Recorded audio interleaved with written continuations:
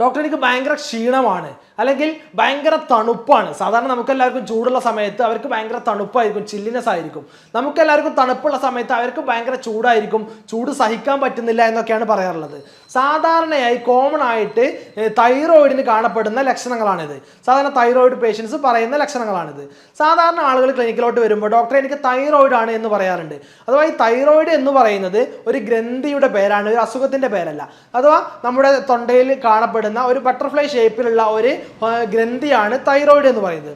ഈ തൈറോയിഡിന് ഒരുപാട് ഫങ്ഷൻസ് നമ്മുടെ ശരീരത്തിലുണ്ട്. നമ്മുടെ ഗ്രോത്ത് ആൻഡ് ഡെവലപ്മെന്റ്, നമ്മുടെ ശരീര വളർച്ച, അതുപോലെ തന്നെ ഒരുപാട് മെറ്റബോളിസങ്ങളൊക്കെ നിയന്ത്രിക്കുന്നത് ഈ തൈറോയിഡ് ഗ്രന്ഥിയാണ്. ഈ തൈറോയിഡ് ഗ്രന്ഥിയുടെ ഹോർമോണുകളിൽ ഉണ്ടാകുന്ന ഏറ്റക്കുറച്ചിലുകളാണ് അതിന് ഏത് അസുഖമാണ് എന്ന് നമുക്ക് മനസ്സിലാക്കാൻ കഴിയുന്നത്. തൈറോയിഡ് ഹോർമോണുകൾ കൂടുമ്പോൾ ഹൈപ്പർ തൈറോയിഡിസം ആവുന്നു, തൈറോയിഡ് ഹോർമോണുകൾ കുറയുമ്പോൾ ഹൈപ്പോ തൈറോയിഡിസമായി മാറുന്നു. അതുപോലെ തന്നെ ഹൈപ്പർ തൈറോയിഡിസവും ഹൈപ്പോ തൈറോയിഡിസവും അല്ലാതെ മറ്റൊരു വിഭാഗമാണ് ഗോയിറ്റർ എന്ന് പറയുന്നത്. നമ്മുടെ തൈറോയിഡ് ഗ്രന്ഥി ഉണ്ടാകുന്ന വീക്കം, തൈറോയിഡ് ഗ്രന്ഥി വീങ്ങി വലുതായിട്ടുണ്ടാകുന്ന ഒരു അവസ്ഥയാണ് ഗോയിറ്റർ എന്ന് പറയുന്നത്. മറ്റൊന്ന് വളരെ റയറായിട്ട്, തീരെ കാണപ്പെടാത്ത, വളരെ റയറായിട്ട് മാത്രം കാണുന്ന ഒരു അസുഖമാണ് തൈറോയിഡ് ക്യാൻസർ എന്ന് പറയുന്ന നാലാമത്തെ ഗണം എന്ന് പറയുന്നത്.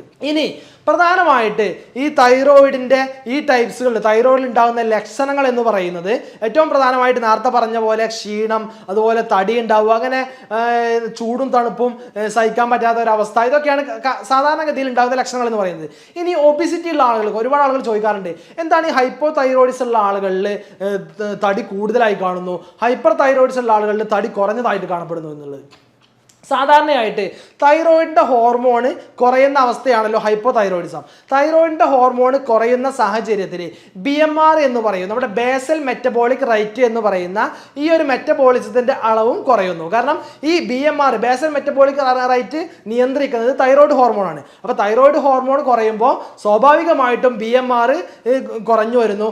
BMR കുറഞ്ഞാൽ നാം കഴിക്കുന്ന ആഹാരങ്ങളെ എനർജി ലെവലിലോട്ട് മാറ്റുന്നത് ഈ BMR വഴി എന്ന മെക്കാനിസത്തിലൂടെ. അപ്പോൾ എനർജി ലെവലിലോട്ട് മാറ്റപ്പെടുന്നില്ല. കഴിക്കുന്ന ആഹാരം എനർജി ലെവലിലോട്ട് മാറ്റാതെ മുഴുവനായിട്ട് നമ്മുടെ ശരീരത്തിൽ അടിഞ്ഞുകൂടുന്നു, ഫാറ്റായിട്ട് ഡെപ്പോസിറ്റ് കൂടുന്നു, അങ്ങനെ തടി കൂടുന്നു. അതാണ് ഹൈപ്പോ തൈറോയിഡിസത്തിൽ തടി കൂടുന്നത്. അതിൻ്റെ നേരെ ഓപ്പോസിറ്റ് ആയിരിക്കും ഹൈപ്പർ തൈറോയിഡിസത്തിൽ കാണപ്പെടുന്നത്. അഥവാ ഹൈപ്പർ തൈറോയിഡിസത്തിൽ തൈറോയിഡിൻ്റെ ഹോർമോണിൻ്റെ അളവ് കൂടുന്നു, അപ്പോൾ BMR ബേസൽ മെറ്റബോളിക് റേറ്റ് അളവ് കൂടുന്നു. അതുകൊണ്ട് നാം കഴിക്കുന്ന എല്ലാ ആഹാരവും, നമ്മൾ എന്തൊക്കെ ആഹാരം കഴിക്കുന്നു അത് മുഴുവൻ എനർജിയിലോട്ട് മാറ്റപ്പെടുന്നു. നമുക്ക് ആവശ്യമുണ്ടെങ്കിലും ഇല്ലെങ്കിലും മുഴുവനായിട്ട് എനർജിയിലോട്ട് മാറ്റപ്പെടുന്നു. നമ്മുടെ ശരീരത്തെ പുഷ്ടിപ്പെടുത്താൻ, തടി കൂടാൻ, അടിഞ്ഞുകൂടാൻ വേണ്ടി ഒരു ഭക്ഷണവും ബാക്കി നിൽക്കുന്നില്ല. അതുകൊണ്ട് നാം ശോഷിച്ച് പോകുന്നു. ഇതാണ് തടിയുടെ കാര്യത്തിൽ അവിടെ സംഭവിക്കുന്നത്. രണ്ടാമത്തെ പ്രധാനമായിട്ടുള്ള ലക്ഷണമാണ് ക്ഷീണമാണ്. ഡോക്ടറെ തീരെ ഉന്മേഷമില്ലാത്ത അവസ്ഥ, എപ്പോഴും കടക്കേണ്ടതായിട്ട് വരുന്നു. ഇതും നേരത്തെ പറഞ്ഞ പൊണ്ണത്തടിക്ക്, ഒബിസിറ്റിക്ക് ഉണ്ടാകുന്ന കാരണം തന്നെയാണ് BMR. ഞാൻ നേരത്തെ പറഞ്ഞു ബേസൽ മെറ്റബോളിക് റേറ്റ്. കാരണം ഹൈപ്പോ തൈറോയിഡിസത്തിൽ തൈറോയിഡ് ഹോർമോൺ കുറയുന്നു, അതുകൊണ്ട് BMR ബേസൽ മെറ്റബോളിക് റേറ്റ് കുറയുന്നു. അതുകൊണ്ട് നാം കഴിക്കുന്ന ആഹാരങ്ങളെ മുഴുവനായിട്ട് എനർജിയിലോട്ട് കൺവേർട്ട് ചെയ്യപ്പെടുന്നില്ല. എനർജിയിലോട്ട് കൺവേർട്ട് ചെയ്യപ്പെടാതിരിക്കുമ്പോൾ നമുക്ക് എനർജി ഉണ്ടാവുകയില്ല. സ്വാഭാവികമായിട്ട് എനർജി ഇല്ലാത്ത ഒരാൾ എപ്പോഴും ഉന്മേഷമില്ലാതെ ഒരു ക്ഷീണിതനായിക്കൊണ്ടായിരിക്കും എപ്പോഴും കാണപ്പെടുക. അതാണ് എപ്പോഴും ക്ഷീണിതനായിട്ട് ഒരു ഹൈപ്പോ തൈറോയിഡിസം ഉള്ള ആളുകൾ കാണപ്പെടുന്നത്. മൂന്നാമത്തെ ലക്ഷണമാണ് നേരത്തെ പറഞ്ഞ ചൂടും തണുപ്പും മാറി മാറി വരുന്ന അവസ്ഥ, അല്ലെങ്കിൽ ഈ ചൂടിനെയും തണുപ്പിനെയും നിയന്ത്രിക്കാൻ പറ്റാത്ത ഹീറ്റ് ഇൻടോളറൻസ് അല്ലെങ്കിൽ കോൾഡ് ഇൻടോളറൻസ് എന്ന് പറയുന്നത്. ഹൈപ്പോ തൈറോയിഡിസം ഉള്ള ആളുകളിൽ നേരത്തെ പറഞ്ഞ പോലെ തന്നെ BMR അവരിൽ കുറയുന്നു. അതുകൊണ്ട് അവരിൽ മെറ്റബോളിസങ്ങളൊക്കെ കുറവായിരിക്കും. എല്ലാ ശാരീരിക പ്രവർത്തനങ്ങൾ, ഉള്ളിൽ നടക്കുന്ന പ്രവർത്തനങ്ങളുടെയൊക്കെ അളവ് കുറയുന്നു. കാരണം BMR കുറവാണ്, എനർജി കുറവാണ്, എല്ലാ പ്രവർത്തനങ്ങളും കുറവാണ്. അതുകൊണ്ട് അവിടെ സ്വാഭാവികമായിട്ട് ചൂട് കുറയുന്നു. ചൂട് കുറയുന്ന സാഹചര്യത്തിൽ അവർക്ക് ഭയങ്കര ചില്ലിനെസ് ആകുന്നു, എപ്പോഴും തണുപ്പ് അനുഭവപ്പെടുന്നു. നേരെ ഓപ്പോസിറ്റാണ് ഹൈപ്പർ തൈറോയിഡിസത്തിൽ. ഹൈപ്പർ തൈറോയിഡിസത്തിൽ തൈറോയിഡ് ഹോർമോൺ കൂടുന്നു, BMR കൂടുന്നു, എല്ലാ പ്രവർത്തനങ്ങളും മെറ്റബോളിസങ്ങളും മെക്കാനിസങ്ങളും കൂടുന്നു. അതുകൊണ്ട് കൂടുതൽ പ്രവർത്തനങ്ങൾ നടക്കുന്നതിനാൽ ചൂട് കൂടുന്നു. അവർക്ക് എപ്പോഴും ചൂടായിരിക്കും, ചൂട് തീരെ താങ്ങാൻ പറ്റാത്ത അവസ്ഥയായിരിക്കും അവർക്ക് ഉണ്ടാവുക. ഇതാണ് സാധാരണയായി നമുക്ക് കണ്ടുവരുന്ന മറ്റൊരു ലക്ഷണം എന്ന് പറയുന്നത്. അടുത്ത ലക്ഷണം എന്ന് പറയുന്നത് ഹെയർ ഫാൾ ആണ്, മുടികൊഴിച്ചിൽ. മുടികൊഴിച്ചിലിനായിട്ട് ഒരുപാട് രോഗികൾ ക്ലിനിക്കിലോട്ട് വരാറുണ്ട്. മുടികൊഴിച്ചിലിനാവുമ്പോൾ നമ്മൾ സാധാരണ മുടികൊഴിച്ചിലുള്ള മരുന്ന് മാത്രം കൊടുത്തിട്ട് അല്ലെങ്കിൽ തേക്കാനുള്ള എണ്ണ മാത്രം കൊടുത്തുകൊണ്ട് പ്രത്യേകിച്ച് കാര്യം ഉണ്ടാവില്ല. കാരണം ആ മുടികൊഴിച്ചിലിൻ്റെ അടിയിലുള്ള കാരണം എന്താണെന്ന് നാം കണ്ടെത്തിയിട്ടില്ലെങ്കിൽ അത് മാറാനും പോകുന്നില്ല. അതുകൊണ്ട് മുടികൊഴിച്ചിൽ വരികയാണെങ്കിൽ സാധാരണ ഡോക്ടർമാർ നിർദ്ദേശിക്കാനുള്ള ടെസ്റ്റാണ് നിങ്ങൾ തൈറോയിഡ് ഉണ്ടോ എന്ന് നോക്കി. കാരണം തൈറോയിഡിൻ്റെ ഒരു പ്രധാനപ്പെട്ട ഒരു ലക്ഷണമാണ് മുടികൊഴിച്ചിൽ എന്ന് പറയുന്നത്. അപ്പോൾ തൈറോയിഡ് ഉണ്ടാവും ടെസ്റ്റ് ചെയ്യുമ്പോൾ. അപ്പോൾ ആദ്യം ആ തൈറോയിഡിനെ നമ്മൾ ചികിത്സിക്കേണ്ടി വരും. എന്നാൽ മാത്രമേ ആ മുടി കൊഴിച്ചിൽ നമുക്ക് പരിഹരിക്കാൻ കഴിയുള്ളൂ. അതുപോലെ തന്നെ മറ്റു ലക്ഷണങ്ങളാണ് നമ്മുടെ കൈക്കാൽ തരിപ്പ്, വേദന ഉണ്ടാവുക, സ്കിൻ എപ്പോഴും ഡ്രൈ ആവുക, സ്കിന്നിൽ ചൊറിച്ചിലുകളൊക്കെ ഉണ്ടാവുക, ആങ്സൈറ്റി ഉണ്ടാവുക, മൂഡ് സ്വിങ്സ്. സ്ത്രീകളിലൊക്കെ പ്രത്യേകിച്ച് പ്രഗ്നൻസി സമയത്തൊക്കെ തൈറോയിഡ് ഉണ്ടാവുന്നു, അവർക്ക് മൂഡ് സ്വിങ്സ്, മാനസിക സമ്മർദ്ദങ്ങൾ, പ്രയാസങ്ങളൊക്കെ ഉണ്ടാവുന്നു. ഇതൊക്കെയാണ് അതുപോലെ തന്നെ കോൺസ്റ്റിപ്പേഷൻ, വയറ്റിൽ നിന്ന് കൃത്യമായിട്ട് പോവാതിരിക്കുക, ഒന്നിടവിട്ട് പോവുക, അല്ലെങ്കിൽ 2-3 ദിവസം വയറ്റിൽ നിന്ന് കൃത്യമായിട്ട് ക്ലിയർ ആയിട്ട് പോകുന്നില്ല ഡോക്ടർ എന്ന് പറയുക. ഇതൊക്കെയാണ് സാധാരണഗതിയിൽ കാണപ്പെടുന്ന തൈറോയിഡിന്റെ ലക്ഷണങ്ങൾ, തൈറോയിഡ് സംബന്ധമായിട്ടുള്ള അസുഖങ്ങളുടെ ലക്ഷണങ്ങൾ എന്ന് പറയുന്നത്. ഇനി തൈറോയിഡിന്റെ ടെസ്റ്റ് എങ്ങനെയാണ്, തൈറോയിഡ് ഉണ്ടോ ഇല്ലേ, എന്ത് തൈറോയിഡ് ആണ് എന്ന് മനസ്സിലാക്കുന്നതിന് വേണ്ടിയിട്ട് അതിലെ ടെസ്റ്റുകൾ എന്ന് പറയുന്നത് കോമൺ ആയിട്ട് നാം ചെയ്യാറുള്ള ബ്ലഡ് ടെസ്റ്റ് ആണ് TFT, തൈറോയിഡ് ഫംഗ്ഷൻ ടെസ്റ്റ് എന്ന് പറയുന്ന ടെസ്റ്റ്. അതിൽ T3, T4, TSH ഒക്കെ പെടും. T3, T4 thyroid ഹോർമോണുകളാണ്. അത് കൂടിയാൽ ഹൈപ്പർ തൈറോയിഡിസം, കുറഞ്ഞാൽ ഹൈപ്പോ തൈറോയിഡിസം. TSH ആണെങ്കിൽ TSH കൂടിയാൽ ഹൈപ്പോ തൈറോയിഡിസവും TSH കുറഞ്ഞാൽ ഹൈപ്പർ തൈറോയിഡിസവുമാണ്.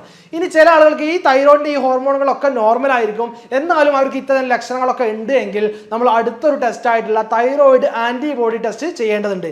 ഈ തൈറോയിഡ് ആന്റിബോഡി ടെസ്റ്റുകളും കൂടെ ചെയ്താൽ ചില ആളുകൾക്ക് അത്തരത്തിലുള്ള പ്രയാസങ്ങൾ ഉണ്ടെന്നുണ്ടെങ്കിൽ നമുക്ക് അതിൽ നിന്ന് മനസ്സിലാക്കാം ഇത് ഈ തൈറോയിഡിന്റെ പ്രശ്നം കൊണ്ട് തന്നെയാണ് എന്ന് അപ്പോൾ മനസ്സിലാക്കാം. ഇനി തൈറോയിഡ് ഉള്ള ആളുകൾ ശ്രദ്ധിക്കേണ്ട കുറച്ച് കാര്യങ്ങൾ, നാം നിയന്ത്രിക്കേണ്ട കുറച്ച് കാര്യങ്ങൾ, അറിഞ്ഞിരിക്കേണ്ട കുറച്ച് കാര്യങ്ങൾ എന്ന് പറയുന്നത് ഏറ്റവും പ്രധാനമായിട്ട് നമ്മുടെ ലൈഫ് സ്റ്റൈലിലുള്ള മാറ്റങ്ങളാണ് വരുത്തേണ്ടത്. ഏറ്റവും പ്രധാനമായിട്ട് ആഹാരത്തിൽ കുറച്ച് മാറ്റങ്ങൾ വരുത്തേണ്ടതുണ്ട്. ആഹാരത്തിൽ നാം എന്തൊക്കെ കഴിക്കണം, എന്തൊക്കെ കഴിക്കാൻ പാടില്ല. മദ്യപാനം പൂർണ്ണമായിട്ട് ഒഴിവാക്കേണ്ടതുണ്ട്. കോഫി, ടീ പോലെയുള്ള അമിതമായിട്ടുള്ള ഉപയോഗമുണ്ടെങ്കിൽ അത് പൂർണ്ണമായിട്ട് ഒഴിവാക്കുക. അതുപോലെ തന്നെ ചില ആളുകൾ ചോദിക്കാറുണ്ട്, ഡോക്ടറെ ഗോതമ്പിൽ ഗ്ലൂട്ടൻ എന്ന് പറയുന്ന ഒരു ഘടകം അടങ്ങിയിട്ടുണ്ട്, അതുകൊണ്ട് ഗോതമ്പ് ഈ തൈറോയിഡുള്ള ആളുകൾ ഒഴിവാക്കേണ്ടതില്ല, അത് കഴിച്ചാൽ പ്രശ്നമുണ്ടോ എന്ന് ചോദിക്കാറുണ്ട്. സാധാരണ തൈറോയിഡ് പ്രശ്നങ്ങൾക്കൊന്നും ഗോതമ്പ് കഴിക്കുന്നതുകൊണ്ട് പ്രശ്നമില്ല. ഓട്ടോ ഇമ്മ്യൂൺ തൈറോയിഡൈറ്റിസ് പോലെയുള്ള ഓട്ടോ ഇമ്മ്യൂൺ ഡിസീസ് ആയിട്ടുള്ള തൈറോയിഡ് പ്രശ്നങ്ങൾക്കാണ് ഗോതമ്പ്, ഈ ഗ്ലൂട്ടൻ അടങ്ങിയിട്ടുള്ള ഗോതമ്പ് നാം ഒഴിവാക്കേണ്ടതുള്ളൂ. മറ്റു തൈറോയിഡ് അസുഖങ്ങൾക്കൊക്കെ ഗോതമ്പിൻ്റെ ആഹാരങ്ങൾ കഴിക്കാവുന്നതാണ്. മറ്റൊന്നാണ്, ഒരുപാട് ആളുകൾ ചോദിക്കാറുണ്ട്, കാബേജ് അതുപോലെ തന്നെ കോളിഫ്ലവർ ഒക്കെ കഴിക്കാൻ പറ്റുമോ, അത് ഒഴിവാക്കേണ്ടതില്ല എന്നൊക്കെ. അത് നാം വേവിച്ച് കഴിക്കാവുന്നതാണ്.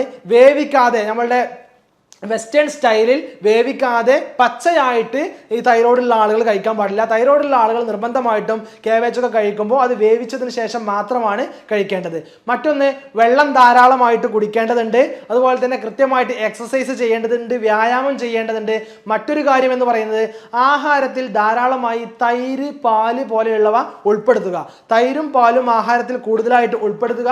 അതുപോലെ തന്നെ ഒമേഗ-3 ഫാറ്റി ആസിഡ് അടങ്ങിയിട്ടുള്ള ചെറിയ മത്സ്യങ്ങൾ, അതുപോലെ തന്നെ സെലീനിയം കണ്ടന്റ് അടങ്ങിയിട്ടുള്ള ഷെൽഫിഷ് പോലെയുള്ള മത്സ്യങ്ങളൊക്കെ ഭക്ഷണത്തിൽ ധാരാളമായിട്ട് ഉപയോഗിക്കുന്നത് നമ്മുടെ തൈറോയിഡിനെ കുറച്ച് കൊണ്ടുവരാൻ, തൈറോയിഡ് പ്രോബ്ലംസിനെ കുറക്കാൻ നമുക്ക് സഹായിക്കുന്നതാണ്. ഇത്തരത്തിലുള്ള തൈറോയിഡിന്റെ ശ്രദ്ധിക്കാൻ പറഞ്ഞിട്ടുള്ള ഒരുപാട് കാര്യങ്ങൾ, വ്യായാമം, ആഹാരത്തിൽ ഒഴിവാക്കേണ്ട കാര്യങ്ങൾ, ആഹാരത്തിൽ ഉപയോഗിക്കേണ്ട കാര്യങ്ങൾ, വ്യായാമം ചെയ്യേണ്ടത്, വെള്ളം കുടിക്കേണ്ടത്, ഈ ശ്രദ്ധിക്കേണ്ട കാര്യങ്ങളൊക്കെ ശ്രദ്ധിക്കുക. കൃത്യമായിട്ട് തൈറോയിഡ് എന്ന് പറഞ്ഞാൽ വന്നു കഴിഞ്ഞാൽ ലോകാവസാനം വരെ തൈറോയിഡിന്റെ മരുന്ന് കഴിക്കണം, തൈറോയിഡ് മാറുകയില്ല എന്നുള്ള ഒരു ചിന്തയാണ് ഇപ്പോൾ ഉള്ളത്. ഒരുപാട് രോഗികൾ ക്ലിനിക്കോട്ട് വരുമ്പോൾ തന്നെ പറയാറുള്ളത് ഇത് മരുന്ന് സ്ഥിരമായിട്ട് ആജീവനാന്തം മരുന്ന് കഴിക്കേണ്ട, മരുന്ന് നിർത്താൻ കഴിയില്ലല്ലോ എന്നാണ്. പക്ഷെ മരുന്ന് നിർത്താൻ കഴിയും. കൃത്യമായിട്ട് ജീവിതശൈലി നാം ശ്രദ്ധിക്കേണ്ടതുണ്ട്, ജീവിതശൈലിയിൽ മാറ്റങ്ങൾ വരുത്തേണ്ടതുണ്ട്. കഴിക്കാൻ പാടില്ലാത്ത ആഹാരങ്ങൾ ഒഴിവാക്കുക, കൃത്യമായിട്ട് ചികിത്സ എടുക്കുക. ഡോക്ടറുടെ നിർദ്ദേശപ്രകാരം ഹോമിയോപ്പതിയിൽ ഇത്തരത്തിലുള്ള മാറാ രോഗങ്ങൾക്ക് അല്ലെങ്കിൽ ഇത്തരത്തിലുള്ള ഒരുപാട് കാലങ്ങളായിട്ടുള്ള അസുഖങ്ങൾക്ക്, സിസ്റ്റമാറ്റിക് ആയിട്ടുള്ള ഒരുപാട് രോഗങ്ങൾക്ക് കൃത്യമായിട്ടുള്ള ചികിത്സകളുണ്ട്. കൃത്യമായിട്ടുള്ള ആ രോഗിയുടെ ലക്ഷണങ്ങളും കാര്യങ്ങളും മനസ്സിലാക്കി രോഗം നിർണയിച്ചതിന് ശേഷം കൃത്യമായിട്ടുള്ള മരുന്നിലൂടെ നമുക്ക് ഈ അസുഖത്തെ, തൈറോയിഡിനെ നിയന്ത്രിക്കാനും കഴിയും, ശേഷം പൂർണ്ണമായിട്ട് പരിഹരിക്കാനും കഴിയും. എല്ലാവർക്കും നന്ദി, നമസ്കാരം.